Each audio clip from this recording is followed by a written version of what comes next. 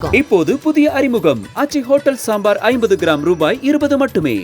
Don pictures Akash Bhaskaran தயாரிப்பில் சுதா கங்குரா இயக்கத்தில் சிவகார்த்திகேயன், ரவி மோகன், அதர்வா, ஸ்ரீலீலா நடிக்கும் பராசக்தி ஜனவரி 10 முதல் திரையரங்குகளில். லட்சக்கணக்கான குடும்பங்கள், கோடிக்கணக்கான கனவுகள். தமிழ்நாடு அரசு ஒவ்வொரு குடும்பத்திடமும் கேட்கின்றது, உங்க கனவை சொல்லுங்க.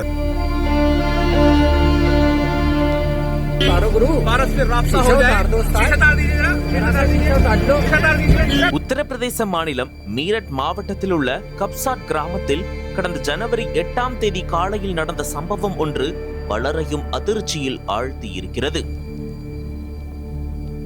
சுனிதா ஜாதவ் என்ற 50 வயதான பட்டியலின பெண் ஒருவர் தனது 20 வயது மகளுடன் கரும்பு வெட்டுவதற்காக வயல்வெளிக்கு சென்றுள்ளார்.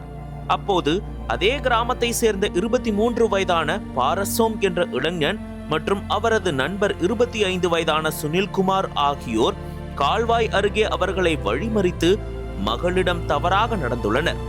இதனை பார்த்து அதிர்ச்சியடைந்த தாய் சுனிதா அவர்களுடன் வாக்குவாதம் செய்திருக்கிறார். இதனால் ஆத்திரமடைந்த இரு இளைஞர்களும் தாய் சுனிதாவை கரும்பு வெட்டும் அரிவாளால் தலையில் தாக்கியுள்ளனர். படுகாயமடைந்த அவர் அங்கேயே மயங்கி கீழே விழுந்துள்ளார். அதன் பிறகு இருவரும் அவரது மகளை தூக்கி சென்றுள்ளனர். சிறிது நேரம் கழித்து மயக்கம் தெளிந்த பிறகு தாய் சுனிதா வலியால் அலறி துடித்துள்ளார்.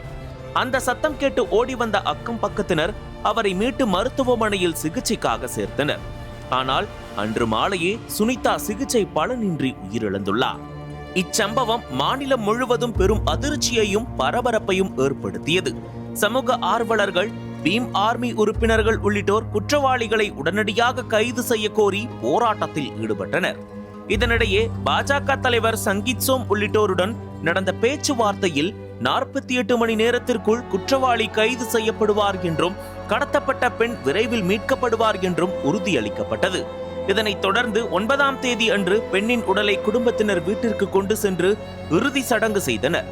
இதனிடையே நிலைமையின் தீவிரத்தை உணர்ந்த மாநில காவல்துறை கூடுதல் காவல் கண்காணிப்பாளர் தலைமையில் 10 தனிப்படைகள் அமைத்து இளைஞர்களையும் கடத்தப்பட்ட பெண்ணையும் தேடி வந்தனர். இதுகுறித்து பேசிய மாவட்ட ஆட்சியர் VK சிங், பாதிக்கப்பட்ட குடும்பத்திற்கு முதலமைச்சர் நிவாரண நிதியிலிருந்து ரூபாய் 10 லட்சம் வழங்கப்பட்டுள்ளது. கூடுதலாக ரூபாய் 12 லட்சம் சார்ஜ் ஷீட் தாக்கல் செய்யும் போது வழங்கப்படும்.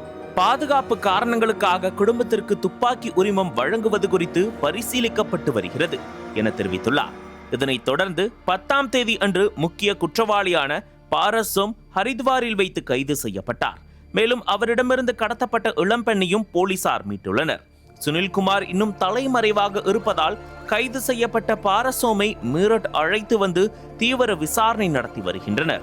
மேலும் இளம்பெண்ணுக்கு பாலியல் அத்துமீறலும் நடந்ததா என விசாரித்து வருகின்றனர். இச்சம்பவம் குறித்து கடும் கண்டனம் தெரிவித்துள்ள பகுஜன் சமாஜ் கட்சி தலைவர் மாயாவதி, இது மிகுந்த சோகமான, வெட்கக்கேடான மற்றும் கவலைக்குரியது. பெண்களின் கண்ணியத்தை மீறும் இதுபோன்ற குற்றவாளிகள் மீது அரசு உடனடியாகவும் கடுமையாகவும் நடவடிக்கை எடுக்க வேண்டும் என்று தெரிவித்துள்ளார். அதேபோன்று இச்சம்பவத்திற்கு கடும் கண்டனம் தெரிவித்துள்ள சமாஜ்வாதி கட்சி தலைவர் அகிலேஷ் யாதவ், பாஜக அரசு குற்றவாளிகளை பாதுகாக்கிறது, இது அரசின் வீழ்ச்சிக்கு வழிவகுக்கும் என்று குற்றம் சாட்டியுள்ளார். குடும்பத்தாரை சந்தித்து ஆறுதல் கூற ஆசாத் சமாஜ் கட்சி தலைவரும் நகினா எம்பியுமான சந்திரசேகர் ஆசாத் நேரில் செல்ல முயன்றார். ஆனால் பாதுகாப்பு காரணங்களை காட்டி சமூக ஆர்வலர்களும் அரசியல் தலைவர்களும் கிராமத்திற்குள் நுழைய அனுமதி இல்லை என்று கூறி காசி டோல் பிளாசா அருகே சந்திரசேகர் ஆசாத்தை போலீசார் தடுத்து நிறுத்தினர். அப்போது திடீரென காரிலிருந்து கீழே இறங்கிய அவர் உடனடியாக பாதிக்கப்பட்ட குடும்பத்தினரை சந்திப்பதற்காக சாலையில் ஓடினார். ஆனாலும் போலீசார் அவரை தடுத்து நிறுத்திவிட்டனர். தற்போது இந்த சம்பவமும் பேசுபொருளாக மாறியிருக்கிறது. அனல் பறக்கும் செய்திகளை அப்டேட் செய்து கொள்ள நக்கீரன் களத்தை இப்பவே சப்ஸ்கிரைப் பண்ணுங்க.